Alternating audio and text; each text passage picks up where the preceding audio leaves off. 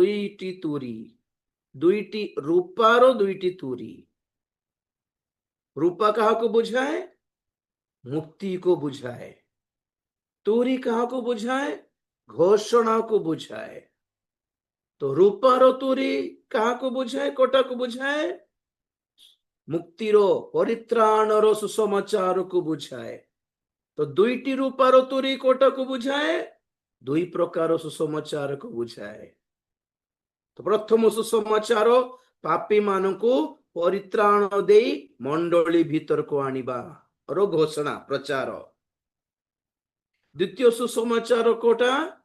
ଗୌରବର ସୁସମାଚାର, ଯାହା ଅଲରେଡି ମଣ୍ଡଳୀରେ ସଂଯୁକ୍ତ ହୋଇଥିବା ଖ୍ରୀଷ୍ଟିଆନ ମାନଙ୍କ ମଧ୍ୟରେ ପ୍ରଚାରିତ ହୋଇ ସେମାନଙ୍କୁ ଆଗମନ ନିମନ୍ତେ ପ୍ରସ୍ତୁତ କରାଇବା। କାରଣ ଆଗମନରେ ନିତ ହେଲା ବେଳେ ବା ଆଗମନରେ ନିତ ହେଇକି ଆମ୍ଭେ ମାନେ ଗୌରବରେ ପରିବର୍ତ୍ତିତ ହେବାକୁ ଯାଉଛୁ। ପ୍ରେଜ୍ ଦ ଲର୍ଡ।